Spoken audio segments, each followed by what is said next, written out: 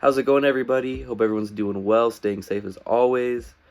Um, a little bit about what I've been up to this week. Honestly, I've been doing a lot of reading. One book that I can recommend for you guys this week is Haruki Murakami's Wind Up Bird Chronicles. I think it's probably one of my favorite Haruki Murakami books, and I say that a lot, but I think this one's like this time for sure. I would recommend this book to anybody, and I think you'll definitely take something away from it, especially just like a new perspective on life in general, especially during the pandemic. It's a must read, I think, and I couldn't recommend it more. So beyond that, I went ahead and chose William Grant Still for my composer report number 4. So I'll go ahead and talk a little bit about William Grant Still, and then kind of talk a little bit about the piece I pulled for you guys. So William Grant Still was born in May 11th, 1895, and he's actually considered one of the first African Americans to conduct a professional symphony orchestra, and um, one of the first African American composers of an opera, ballet, and symphony, and other noteworthy works. And he is most popularly known for his Afro American Symphony, released in 1931. And a little bit more about that time in his career, he was pulling a lot of inspiration from the position that African Americans were placed in their current U.S. society at the moment in time, and he felt that he had an ability to kind of almost shine a light on the African American perspective of U.S. culture and society. So he went ahead and put that into a lot of the works that he produced around that moment in time, and pretty much all throughout his career. Um,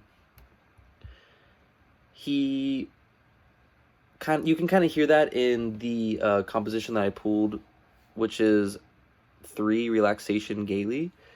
And you can kind of see how it's a derivative of like his own personal experience of being an African American in the U.S., especially because this composition is pulled from the symphony called Sunday Morning, and it has a lot to do with like an everyday, like a everyday circumstance, more like a Sunday circumstance, but an everyday circumstance, and more or less like the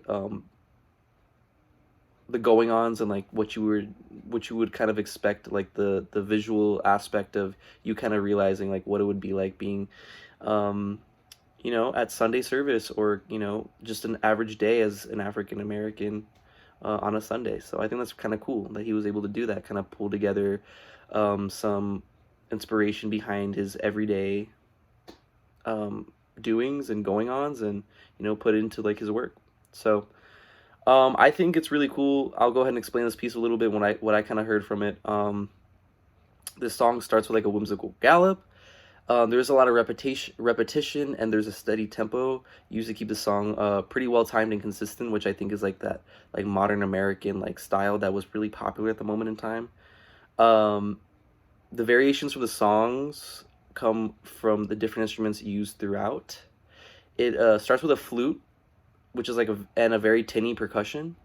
And as the song progresses, you're introduced to a different family of instruments, and the string section has a returner producing the stable home note for each repetition to come back to and satisfy the melody, and then they just do it all over again. So there's variation and repetition in the families of instruments that were used in the song, which I think is like a very like aesthetically pleasing aspect of this like song.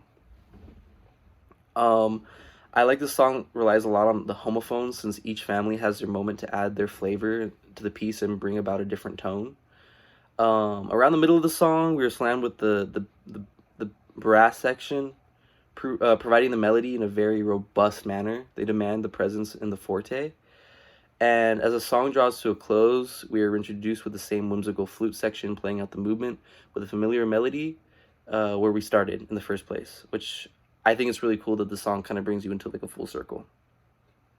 As I listened to this movement, I couldn't help but imagine excitedly riding my bike through like a neighborhood, like on like a warm Sunday morning, and kind of just like having like the dew in the air, and like you can kind of just like imagine just like that like free feeling of being like back in your childhood, like a nostalgic moment of like you riding your bike, just like without a care in the world. And I feel like that piece definitely, like this piece definitely brought me back to like that moment in time in my life.